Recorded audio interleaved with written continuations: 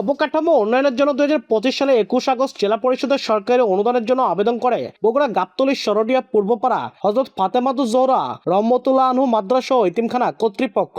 চলতি অর্থ বছরে ধর্মীয় প্রতিষ্ঠান উন্নয়ন কর্মসূচির আওতায় 168 নম্বর প্রকল্পে এতিমখানাটির জন্য 2 লাখ টাকা বরাদ্দ দেয় জেলা পরিষদ। তবে অভিযোগ উঠেছে মাদ্রাসা ও এতিমখানার সঙ্গে কোনো সম্পৃক্ততা না থাকা সত্ত্বেও গাবতলী উপজেলা তাঁতি দলের সাধারণ সম্পাদক দৌলতজামান খান 2025 সালের 11 ডিসেম্বর একটি ভুয়া প্রকল্প বাস্তবায়ন কমিটি গঠন করেন। ওই কমিটিতে নিজেকে সভাপতি ও সাইফুল ইসলাম নামে এক ব্যক্তিকে সাধারণ সম্পাদক দেখিয়ে শহরের রূপালী ব্যাংকের মহিলা শাখায় একটি ব্যাংক হিসাব খুলে বরাদ্দের টাকা উত্তোলনের আবেদন করেন। পরে গত বছরের 22 ডিসেম্বর ওই হিসেবের মাধ্যমে বরাদ্দের প্রথম কিস্তির 1 লাখ টাকা তুলে নেওয়া হয়।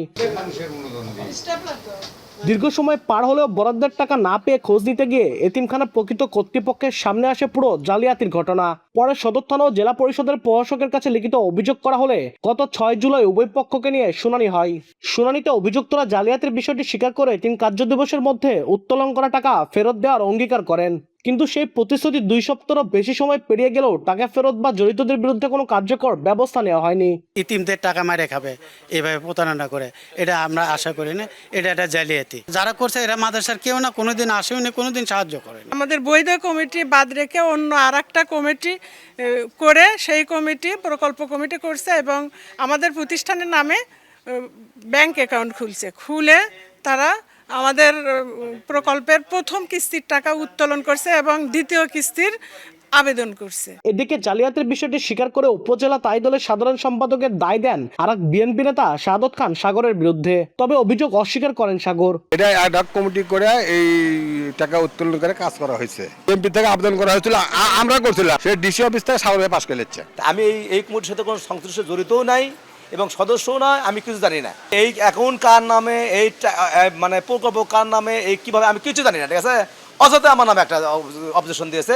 এদিকে দোষ প্রমাণের সাংগঠনিক ব্যবস্থা নেওয়ার কথা জানান জেলা তাঁতি দলের সভাপতি। সাংগঠনিক ব্যবস্থা নেব যদি জেলা পরিষদ মনে করেন যে বলে যে হ্যাঁ এটা দুর্নীতি হচ্ছে, জেলা প্রশাসক জেলা পরিষদের প্রশাসক যদি আমাদেরকে বলে। জেলা পরিষদের প্রশাসক দাবি করেন উভয় পক্ষকে ডেকে বিষয়টি সমাধান করা হয়েছে, আর পুলিশ বলছে তদন্ত চলছে। আমি 12 ঘন্টার মধ্যে উভয় গ্রুপকে এখানে নিয়ে এসে তাদের কথাবার্তা শুনে সামান্য কিছু মনে হয়েছে যে একটু সমস্যা রয়েছে। উভয় পক্ষের সম্মতিতে সেটা আমরা মীমাংসা করে দিয়েছি। বিষয়টা তাৎক্ষণিকভাবে আমরা একটা অভিযোগ নেই, এটা বর্তমান আমাদের অফিসার ইনচার্জ মহোদয়কে অভিহিত করার সঙ্গে সঙ্গে স্যার বলে যে অভিযোগটা নেওয়ার পরে আমি আমাদের সংশ্লিষ্ট অফিসার এসআই মাহমুদকে এটা তদন্ত চলমান আছে। বর্তমানে বিষয়টা তদন্তে আমরা চলমান আছে, পরবর্তীতে তদন্ত শেষে আমরা বিস্তারিত বলতে পারবো। এতিম শিশু আর দরিদ্র মেয়েদের ধর্মীয় নৈতিক শিক্ষার আলো ছড়িয়ে দিতে 2007 সালে গাবতলী উপজেলার সরটিয়া পূর্বপাড়ায় প্রতিষ্ঠিত হয় হযরত ফাতেমাতুজ জোহরা রহমতুল্লাহ আনহু মাদ্রাসা ও এতিমখানা। প্রতিষ্ঠাতা আক্তার হোসেন খান মোহনের মৃত্যুর পর তার স্ত্রী শারমিন সুলতানার নেতৃত্বে 11 সদস্যের একটি পরিচালনা কমিটি প্রতিষ্ঠানটি পরিচালনা করছে। আব্দুল আউয়াল, সময় সংবাদ, বগুড়া।